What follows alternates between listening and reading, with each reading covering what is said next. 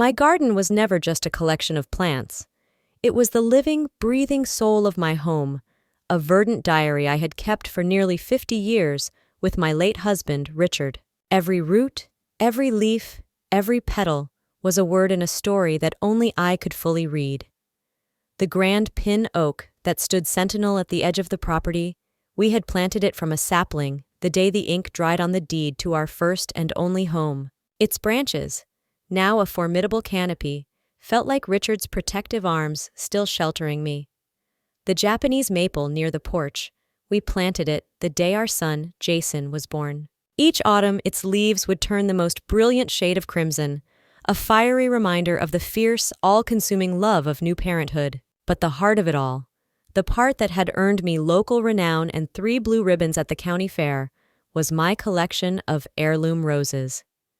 Each variety was chosen with purpose, a fragrant symbol of a cherished memory. The creamy peace rose, a tribute to my own mother's quiet strength. The deep, velvety Mr. Lincoln for my Richard, as strong and classic as the man himself, and the blushing first crush, a delicate, sprawling climber I'd planted to commemorate the day he proposed to me under an old lilac arbor, its scent forever linked to the most hopeful yes of my life. After Richard passed, the garden became my sanctuary and my closest confidant. The rhythmic work of weeding, pruning, and watering was my daily conversation with him, a way to feel his steadfast presence in the warmth of the sun and the rich, loamy scent of the earth. It was my life's masterpiece, painted with love and watered with patience. This quiet, ordered world, however, was about to be thrown into chaos. The disruption arrived not with a storm, but with a phone call from Jason. He sounded strained, his voice tight with a stress I hadn't heard since his college exams. He and his wife, Brenda, were in a bind. Their landlord was selling their rental unit out from under them, and they needed a place to stay for just a little while, Mom, just until we can get our feet back under us. My heart, which had ached with a cavernous loneliness since Richard's passing, did a hopeful little flutter. The silence in this big house was often a physical weight, and the thought of family, of footsteps on the stairs and chatter in the kitchen, was a siren song. "Of course, sweetheart," I said, my voice thick with an emotion I would later learn to identify as foolishness. "My home is your home. You know that."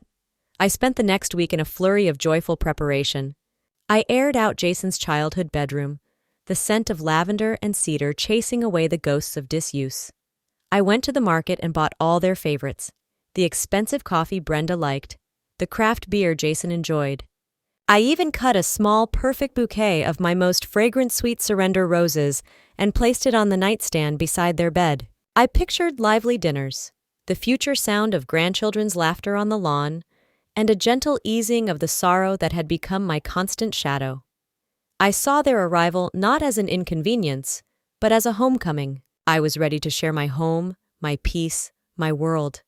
I never once considered that they didn't want to share it. They wanted to conquer it.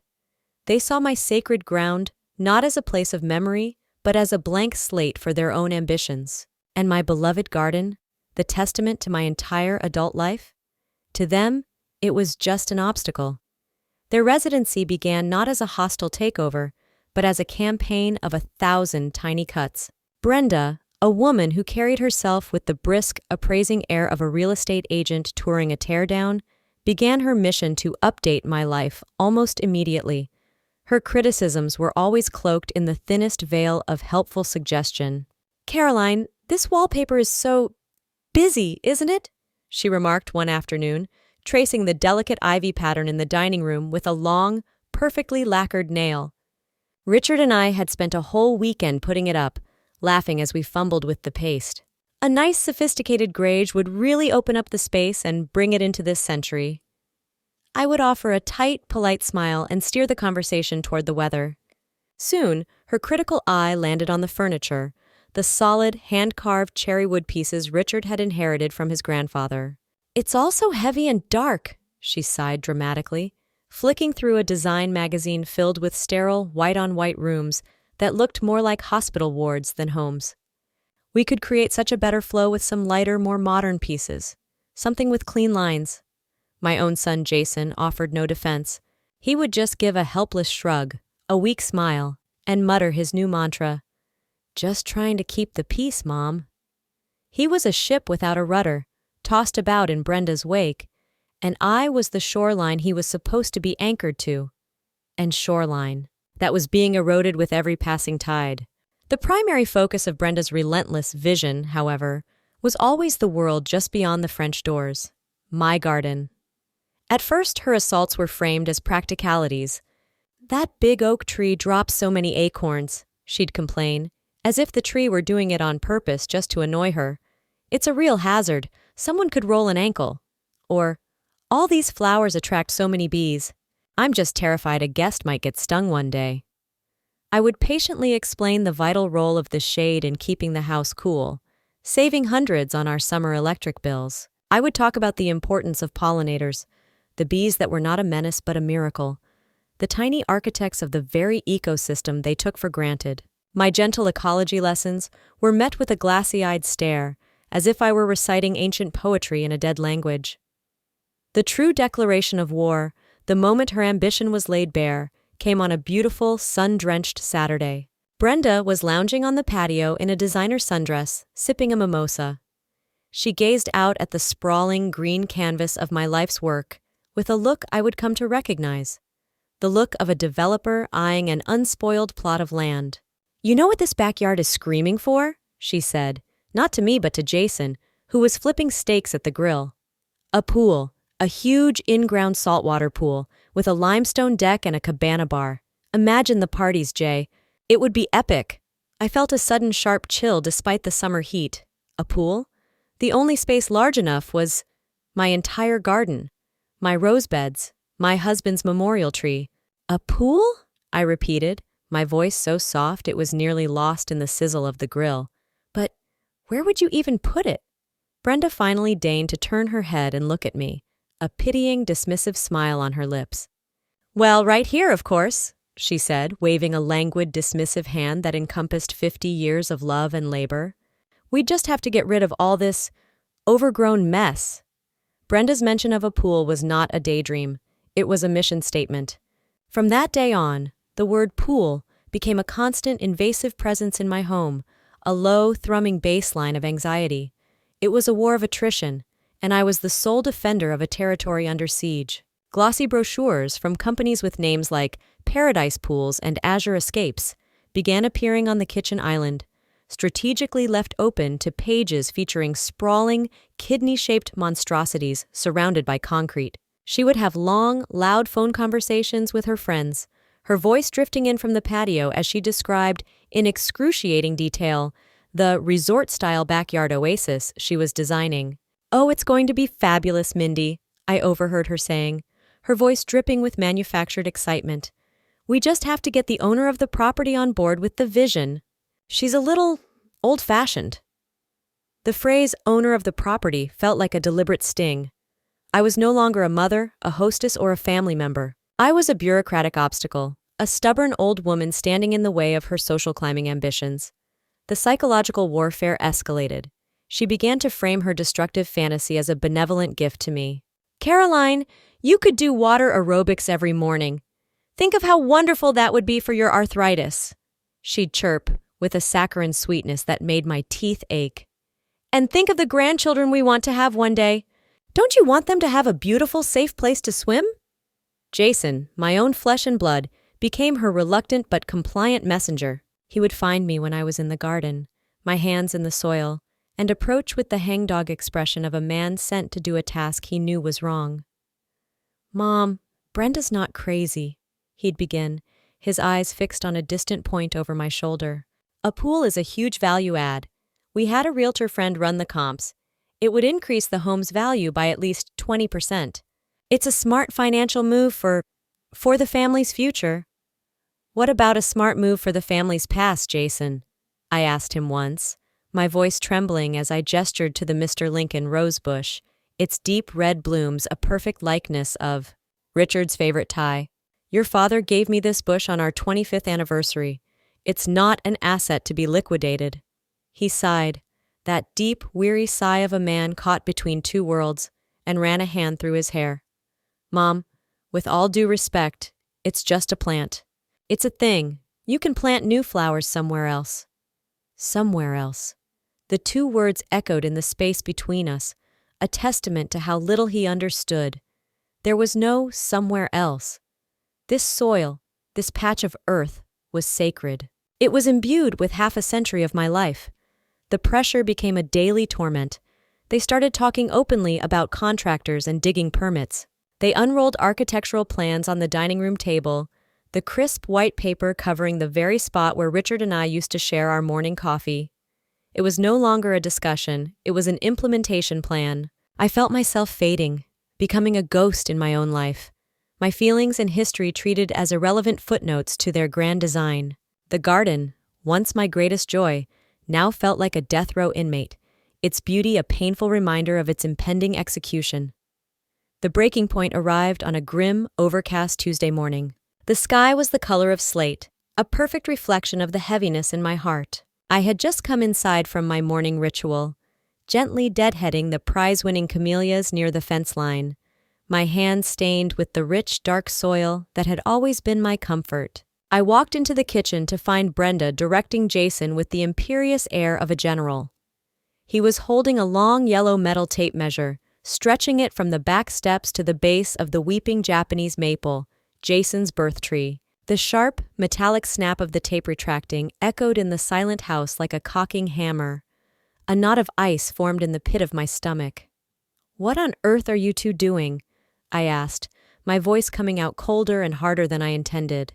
Brenda turned, not with a start, but with a look of weary impatience, as if I were a child who had interrupted an important adult conversation. She possessed not a single shred of guilt. "We're finalizing the measurements for the excavation crew, Caroline," she announced, her tone breezy and matter-of-fact. "The contractor needs the final specs for the dig by lunchtime today."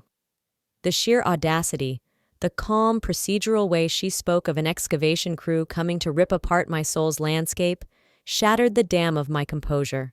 All the polite deflections and gentle evasions I had been using for weeks crumbled into dust. "There will be no excavation crew," I stated, my voice shaking with a fury that surprised even me. "There will be no digging. We are not destroying this garden, and we are not building a swimming pool. This is my home, and my answer is no." Brenda let out a short, sharp bark of a laugh, a sound utterly devoid of humor. "Oh, Caroline, for heaven's sake, don't be so melodramatic. It's a backyard, not the Sistine Chapel." She took a step closer, invading my personal space, and lowered her voice to a conspiratorial, condescending whisper. "Look, I get it. You're sentimental about your little hobby. It's sweet. But this is about the future, about improving this property. Frankly, your flowers are a colossal waste of valuable space." A waste of space. The insult struck me with the force of a physical blow. My life's work, my living memorial to my husband, my sanctuary from a lonely world, a waste of space. My eyes darted to Jason, a silent, desperate appeal for him to say something, to intervene, to defend the memory of his own father. He just stood there, the tape measure hanging limply from his hand, his gaze glued to the linoleum floor. "Jason?" I whispered, the name a fragile plea. He finally dragged his eyes up to meet mine, his expression a miserable portrait of capitulation. "Mom, she has a point about the property value," he mumbled, the words sounding rehearsed. "It's for the best, long term." That was it, the final unforgivable betrayal. They weren't asking me. They were telling me. My son had irrevocably chosen his wife's shallow ambition over his mother's heart.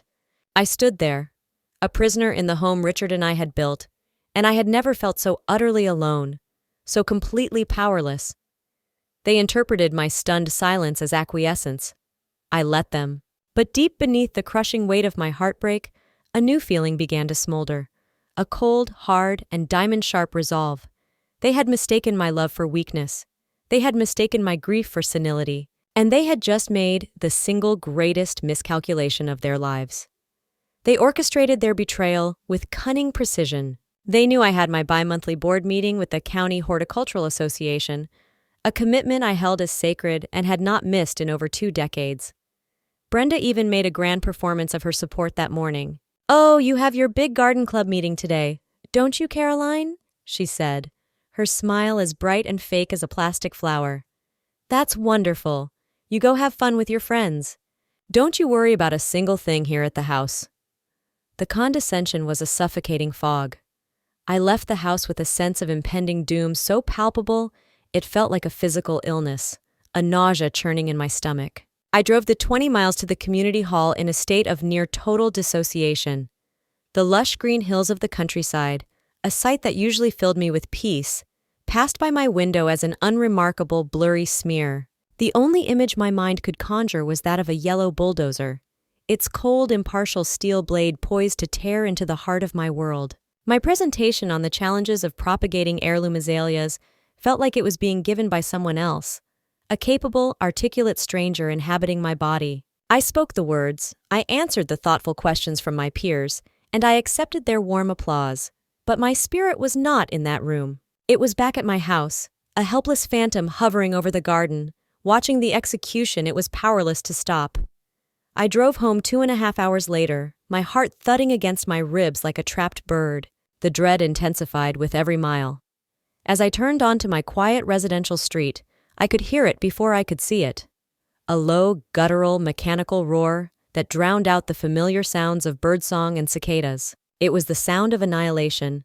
I swung my car into the driveway and my most terrifying premonitions were realized, magnified into a scene from a nightmare. A massive, mud-caked bulldozer squatted in the center of my backyard, its deep treads having carved grotesque, muddy wounds into the pristine lawn Richard and I had spent so many weekends nurturing. A team of men in bright orange vests and hard hats moved about with grim purpose, and a whole section of my white picket fence had been torn down and cast aside like kindling. But the true horror, the sight that stole the breath from my lungs and made my vision swim with black spots, was the garden itself. It wasn't just damaged, it was gone, obliterated. A giant gaping pit of raw, churned-up red clay had replaced what was, only that morning, a vibrant tapestry of life and color. The Japanese maple, Jason's birth tree, was a splintered, jagged stump.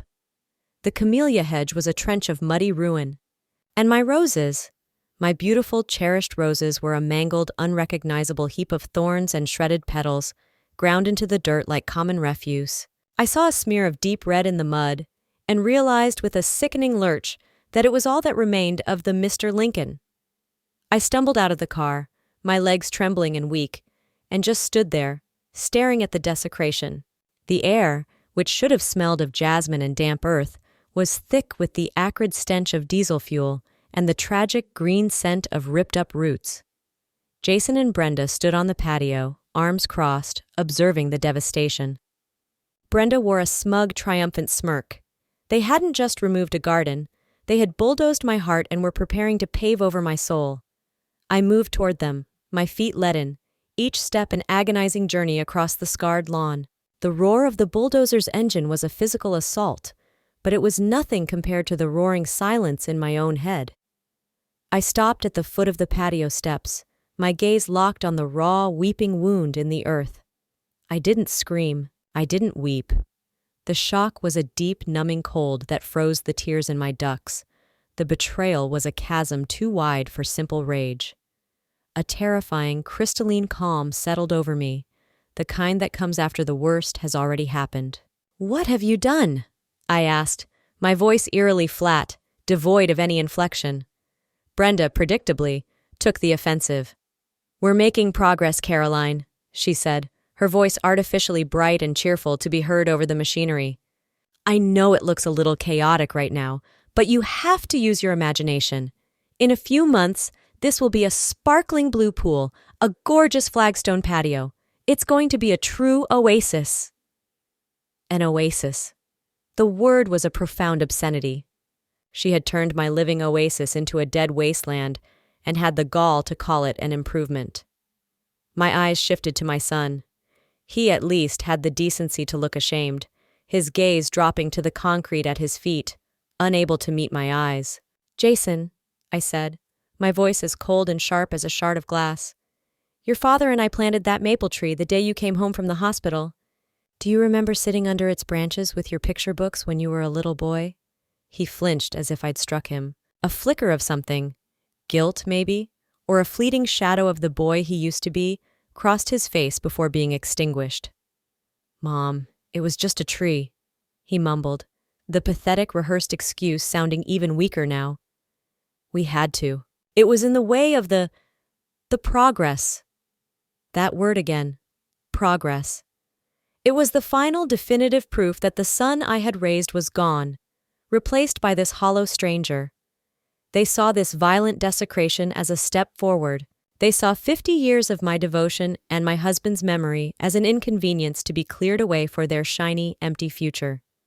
They saw me as a relic, a stubborn ghost of the past that needed to be exorcised from the property.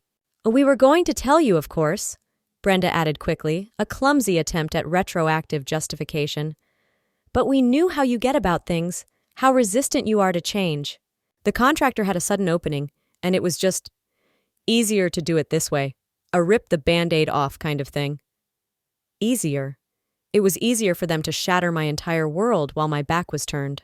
At that moment, watching the bulldozer's shovel take another hungry bite out of my life, I understood with a perfect, chilling clarity that they would never be capable of understanding. The part of the human spirit that cherishes memory, sentiment, and the irreplaceable beauty of a life well lived was simply missing in them. My profound sadness, which had been a heavy, suffocating blanket, began to burn away. In its place, something new and hard and sharp was forged. It was the birth of an idea, a quiet, elegant, and utterly devastating idea. They thought they had won.